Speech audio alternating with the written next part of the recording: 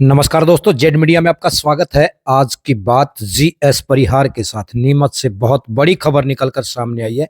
सामने तस्वीरें देख सकते हैं, ये टेंट का सामान रखा हुआ है। जी हाँ, सामने तस्वीरें देख सकते हैं, ये टेंट का सामान रखा हुआ है। आपको बता दें, ये फायर ब्रिगेड सेक्शन में ये टेंट का सामान रखा हुआ है। जी हाँ, नीमच के फायर ब्रिगेड सेक्शन में ये एक टेंट का सामान रखा हुआ है, जिसमें टेंट वाले का कब्जा बताया जा रहा है।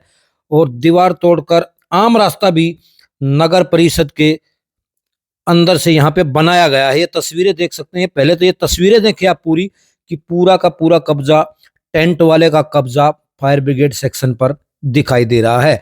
और आपको बता दें कि फायर ब्रिगेड के जो अधिकारी व कर्मचारी हैं, वो इतनी भयानक सर्दी में भी बाहर बैठने पर मजबूर है वो।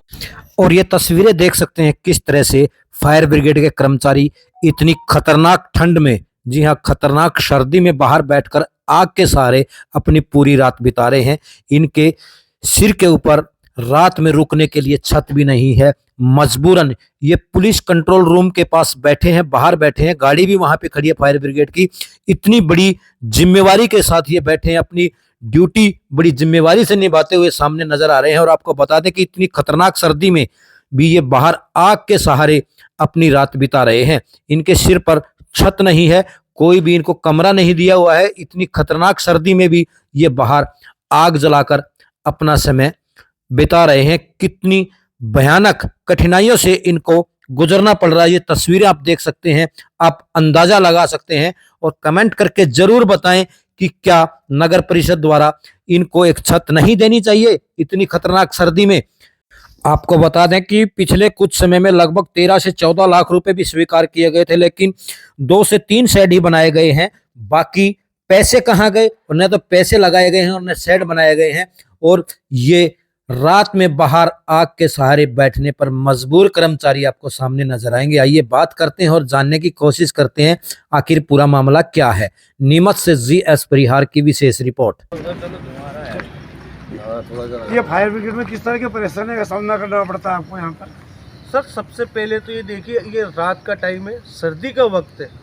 इस सर्दी के वक्त में हम यहाँ आग जला के, हमारा जो ड्यूटी वक्त है, अभी हमारे साल के 365 दिन 24 घंटे यहाँ 3 जने का स्टाफ जो रहता है वो उपस्थित रहता है। चाहे वो ठंड हो, चाहे सर्दी हो, चाहे बरसात हो। हमारे को नगर पालिका ने 3 कुर्सी मुहैया करा रखी है। बस इस 3 कुर्सी, यही हमारा एक सहारा है कि हमें इस 3 कुर्सी पे 24 घंटे बिताने। आग लगती है, कंट्रोल रूम से सूचना मिल जाती है और हम यहाँ से चले जाते हैं। हमारे आग बुझाए तो वापस आके इन कुर्सियों में बैठे रहते हैं। ना ही हमारे पास कोई व्यवस्था है, ना ही पानी की पीने की कोई व्यवस्था है यहाँ, ना ही हमारे लिए कोई व्यवस्था है, कोई कमरा हो या इस गाड़ी के लिए कोई शेड हो, ऐसी कोई व्यवस्था नहीं है। बरसात में भी एक बार गाड़ी गीली होती है, या हम गाड़ी के अंदर बैठते हैं या कुर्सियों पे बैठते हैं। हमारा कोई अधिकारी आके हमारी यहाँ जानकारी तक नहीं लेता। के आते हैं, कपड़े आग बुझा के आते हैं, कर्मचारी गीले होते हैं, गीले हो जाते हैं। हम तो यही भी गाड़ियों पे वो सुखाते ऐसे हैं। के इधर उधर करके अपनी व्यवस्था करके करते हैं। तो उनमें कपड़ों को सुखाते हैं। हमारा फायर का जो सामान है वो भी हम इधर उधर रखते हैं, क्योंकि हमारे पास यहाँ कोई व्यवस्था है नहीं। कभी गाड़ी के अंदर रख रहे हैं, पाइप लाना या सुखाना है, वापिस उसको लपेट के गाड़ी में रख देते हैं। अच्छा, एम्बुलेंस ये फायर ब्रिगेड कितनी है? 2 है कि 1 है? खराब पड़ी है? नहीं, फायर ब्रिगेड 2 है, सही थी, लेकिन उसमें थोड़ी सी अभी मिस्टेक हुई थी। इस वजह से हमने हमारे उच्च अधिकारी को सूचना दी थी, तो उन्होंने उसका रिपेयरिंग का काम चालू करवा रखा। हालांकि नीमच नगर पालिका के 2 फायर ब्रिगेड है और 2 ही काम करने योग्य है। अभी आपका शुभ नाम? अकील कुरैशी।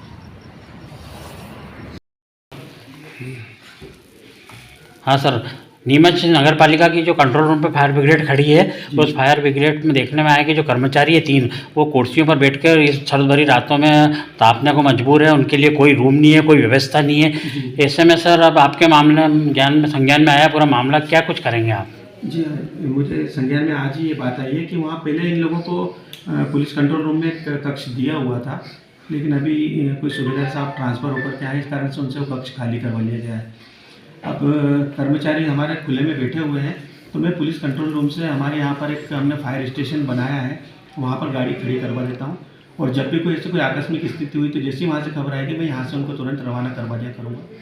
और कर्मचारियों को परेशानियों का सामना भी नहीं करना पड़ेगा। सर अभी वर्तमान में 2 है, जिसमें से एक पुलिस कंट्रोल रूम पे खड़ी है और एक का पंप खराब है। काफ़ी टाइम समय बीत गया, आवेदन भी दे रखा है, उस पर भी कोई कार्रवाई नहीं हो रही है। तो जो नीमच का शहर है वो खाली एक फायर ब्रिगेड के भरोसे। नहीं, हमारे एक फायर ब्रिगेड और छोटी वाली जो है वो चालू कंडीशन में है, और बड़ी जो है उसका अभी काम चल रहा है। जैसे बड़ी का काम हो जाएगा, हालांकि छोटी में भी अभी काम बाकी है, उसकी भी टंकी 1-2 जगह से लीकेज हो रही है, तो उसके बाद मैं छोटी का काम करवा, क्योंकि ग्रीष्मकाल के पहले हमें दोनों गाड़ियाँ बिल्कुल अप टू डेट करवानी है। Thank you sir.